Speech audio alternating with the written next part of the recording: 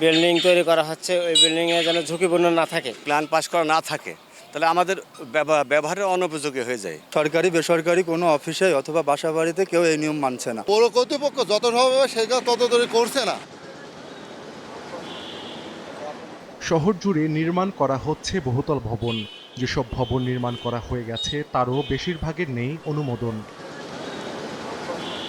1972 সালে গড়ে ওঠে চুয়াডাঙ্গা পৌরসভা। সর্বোচ্চ 6 তলা ভবন নির্মাণের অনুমতি ও নকশা অনুমোদন দিয়ে থাকে পৌরসভা কর্তৃপক্ষ।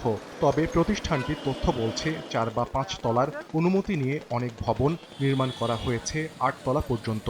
শুধু ব্যক্তি মালিকানা নয়, জেলা শহরের বেশিরভাগ সরকারি ভবনেরও নেই কোনো অনুমোদন। অনুমোদন ছাড়া এসব ভবন নির্মাণে তৈরি হয়েছে দুর্ঘটনার শঙ্কা। অসাধু ভবন মালিকদের বিরুদ্ধে ব্যবস্থা নেওয়ার দাবি পৌরবাসীর।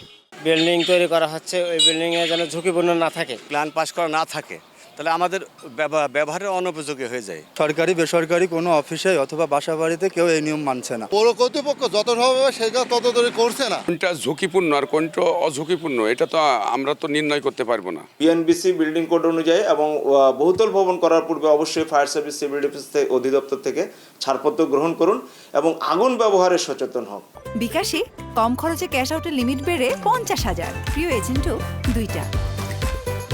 তবে প্রকাশ্যে এমন অনিয়ম হলেও নিশ্চুপ পৌর কর্তৃপক্ষ। কোনো ব্যবস্থা না নিয়ে মেয়র জানান, কারো সঙ্গে কোনো বৈরিতা চান না তিনি। প্ল্যান পাস করে না, তাদের বিরুদ্ধে যে আইনগত ব্যবস্থা আছে সেই আইনগত আমরা পাবলিক প্রতিনিধি আমরা চাইনি কারোর সঙ্গে আমাদের বিরোধ হোক। কারণ আমরা আপনার বাড়ি আপনি প্ল্যান বহির্ভূত বাড়ি করেছেন, তো আপনার বাড়ি পৌরসভার ভেঙে দেওয়ার ক্ষমতা আছে। চুয়াডাঙ্গা পৌরসভার তথ্য মতে পৌর এলাকায় ভবনের সংখ্যা প্রায় 9,000, যার মধ্যে প্রায় 2,000 ভবনের কোনো অনুমোদন নেই, আর 6 তলা ভবন রয়েছে 70টি।